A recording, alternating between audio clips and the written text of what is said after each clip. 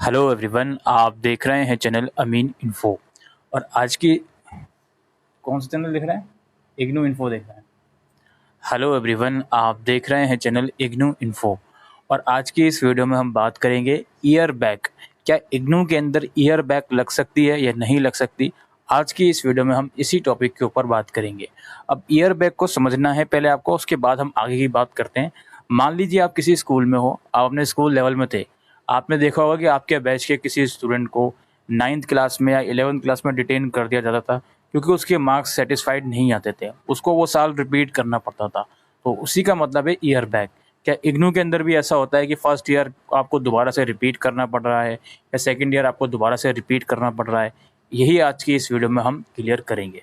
देखिए यार, सबसे पहले तो बात करते हैं, इग्नू में एक पॉलिसी रहती है नो ईयर बैक की। जी हाँ, इसका सिंपल सा मतलब ये है कि इग्नू में किसी भी स्टूडेंट की ईयर बैक नहीं लगती है।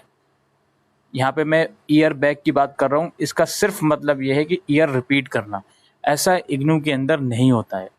सब्जेक्ट में ज़रूर आप फेल हो सकते हो, आप एक सब्जेक्ट में, दो सब्जेक्ट में, तीन सब्जेक्ट में, या फिर अपने पर्टिकुलर ईयर के पर्टिकुलर सेमेस्टर के सारे सब्जेक्ट में भी फेल हो सकते हो।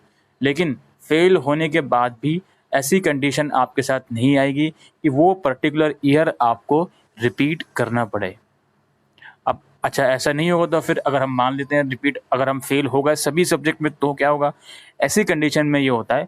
देखिए, सबसे पहले तो आपको ये समझना है, जब भी आप इग्नू के एग्ज़ाम देने वाले होते हो, उसके आसपास ही आपके अगले सेमेस्टर या अगले साल के लिए जो री रजिस्ट्रेशन होता है वो शुरू हो जाता है। अब इग्नू के अंदर कुछ कोर्सेज ऐसे हैं जो सेमेस्टर वाइज हैं, कुछ कोर्सेज ऐसे हैं जो एनुअल वाइज हैं।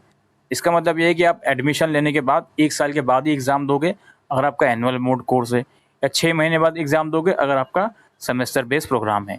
तो मान लीजिए, लेट सपोज कर लीजिए, आप जून 2023 में फर्स्ट ईयर के पेपर दे रहे हो और सेकेंड ईयर का री रजिस्ट्रेशन भी आपने कर लिया, जो कि अप्रॉक्स मिड मई से शुरू हो गया था। अब मान लेते हैं जून 2023 के बाद आप फर्स्ट ईयर के सारा ही पेपर में फेल हो गए। हमारा इंटेंशन किसी को भी डिमोटिवेट करने का नहीं है, जस्ट इन्फॉर्मेशन देने का है। तो आप फर्स्ट ईयर में सारे ही सब्जेक्ट में फेल हो गए। अब फेल होने के बाद क्या होगा? देखो, जिस सब्जेक्ट में आप फेल हुए हो या सारे सब्जेक्ट में आप फेल हुए हो, वो सब्जेक्ट आप दे सकते हो या तो अपने सेकेंड ईयर के साथ। अब सेकेंड ईयर आपको कब देना होगा? चूंकि आपने री रजिस्ट्रेशन अभी करा है और आपका अगर एनुअल मोड कोर्स है तो सेकेंड ईयर आपको देना होगा जून 2024 में। तो आप अगर जून 2023 के फर्स्ट ईयर के सारे ही सब्जेक्ट में फेल हुए हो, तो या तो वो आप दिसंबर 2023 में दे सकते हो या फिर जून 2024 में सेकेंड ईयर के साथ दे सकते हो। या फिर आपकी मर्जी है कि आधे पेपर दिसंबर में दे दो 2023 में और आधे सेकेंड ईयर के साथ जून 2024 में दे सकते हो। लेकिन इसकी कंडीशन यही है कि आपका सेकेंड ईयर का री रजिस्ट्रेशन कंप्लीट होना चाहिए, क्योंकि री रजिस्ट्रेशन के फिर 1 साल के बाद ही आप सेकेंड ईयर के पेपर दे सकते हो इग्नू के अंदर। वहीं अगर आपका सेमेस्टर बेस्ड प्रोग्राम है, मान लीजिए आप सेमेस्टर 1 के पेपर नहीं दे पाए, तो आप नेक्स्ट सेमेस्टर में प्रमोट हो जाओगे, कोई दिक्कत नहीं है। जो पेपर आप नहीं दे पाए सेमेस्टर 1 के, और सेमेस्टर 2 के साथ आप दे सकते हो, प्रोवाइडेड कि सेमेस्टर 2 का री रजिस्ट्रेशन आप लोगों का कंप्लीट होना चाहिए।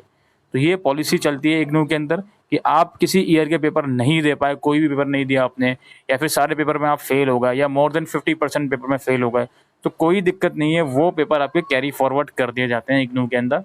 वो पेपर आप या तो सेकेंड ईयर के साथ दे सकते हो या फिर अगले 6 महीने के बाद वो पेपर आप लोग दे सकते हो। कोई भी आपका ऐसा नहीं है कि आपका साल वेस्ट हो जाएगा इग्नू के अंदर। बाकी वो तो आप समझदार हो, बर्डन आपका बढ़ेगा। अगर आप फेल होते हो सेकेंड ईयर के साथ वो पेपर दे रहे हो, तो ऑब्वियस सी बात है, बर्डन आपका ज़रूर से बढ़ता है। तो यही सब थी दोस्तों आज की इस वीडियो में इन्फॉर्मेशन ईयर बैग के रिगार्डिंग इग्नू के अंदर। आई होप दोस्तों आपको ये वीडियो यूज़फुल लगी हो, तो वीडियो को शेयर कीजिएगा। Thank you.